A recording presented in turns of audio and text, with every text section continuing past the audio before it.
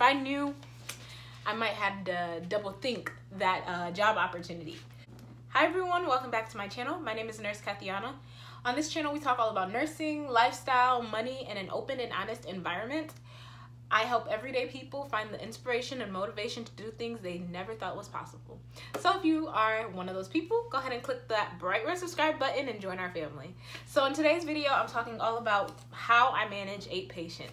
This was a controversy on my channel. Like, they're like 8 patients, 8 cardiac patients at that, tele patients.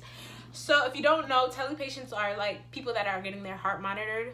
So they kind of typically might need a little bit more care in comparison to regular med-surg patients. So in today's video, I'll be doing tips on how I manage 8 patients. So let's get into it.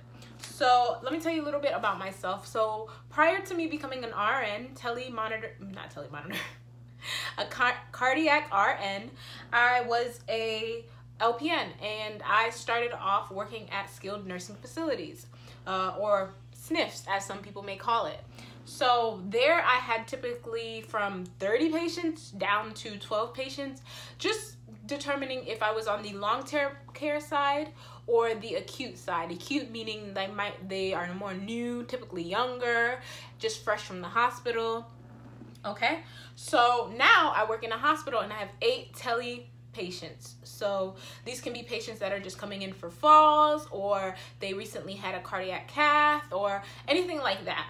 So I didn't know that I was going to have 8 patients. When I got hired, I didn't ask about the ratio, because they don't want, typically in interviews they say don't ask for ratio, just, you know, go along with the flow. But if I knew, I might have to double think that job opportunity. But I'm here now, so what can I do? And I'm on a contract for 3 years. So let's get into these tips.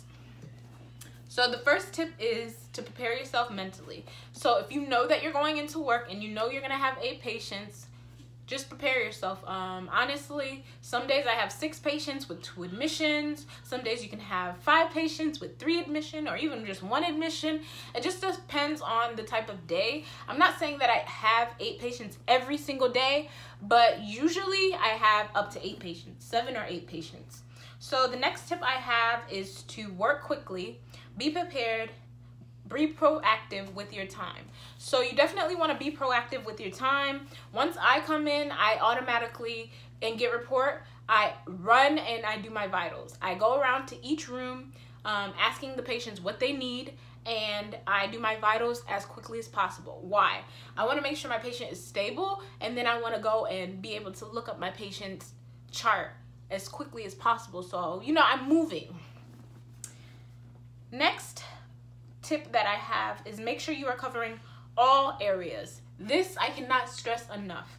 Make sure you're asking the patient what they need when you go in the room, even several times. When you come in, when you're making a report, right?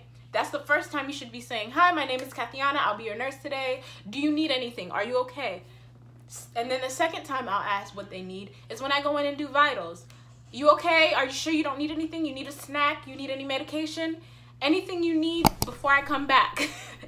I have 8 patients. I don't tell them that, but I have 8 patients. I cannot be coming back and forth for you guys. So that's definitely, you want to make sure you're doing that. Next tip I have is attend to immediate concerns. So for example, while you're taking vitals, if they're asking for pain medicine or snacks, let them know that you'll be right back with that when you come with their medications. Or when you're going in to introduce yourself with the next nurse, ask them, do you need any pain medications? Are you okay? If they need that pain medication, give that to them before you look up your chart or before you start to do another task. Why? Well, you don't want that patient calling you every second while you're sitting down looking through their chart, or while you're in another patient's room doing something that you need to do. So try to attend to immediate concerns as soon as possible. That will help you out with your time as well, so you're not running back and forth. Also, that will also help with your customer service, because remember, the hospital is a business, so they want to make sure that you guys are giving excellent care, even though they're working you to the bone. So you just want to make sure that you're giving that patient all you can, you know, while in that room. So tip number 5 that I have for you guys is document ASAP. So when there is a situation, or when a doctor is being called, or critical labs, or whatever, stop what you're doing and document, because you will forget. And this took me a little longer to get used to, because I'm like, I can just do that when I go back in the patient's room or whatever. You have 8 patients. You're gonna get busy, and I'm sure someone's gonna call you to do something else. Document ASAP, as quickly as that situation is happening, so then you can get it out your mind. And it also covers your butt as a nurse. An extra tip I have for you guys is that you are human. It's only 12 hours, so you just do your best and leave the rest. Literally, you cannot fix everything within 12 hours because it can go like that sometimes. So handle your stats, handle your ASAP orders, you know, handle any critical needs that the patient needs, and do your best. While you're in each patient's room, make sure you're giving that patient the time, because it's so easy to get caught up in getting called and whatever. So while you're in that patient's room, make sure that patient knows that you're the patient, you're in that patient's room and you're dealing with that patient right now. What immediate concerns do you have? And I know I can't give you hours, but what do you want to talk about? What do you need? Do you have any questions about anything they said today?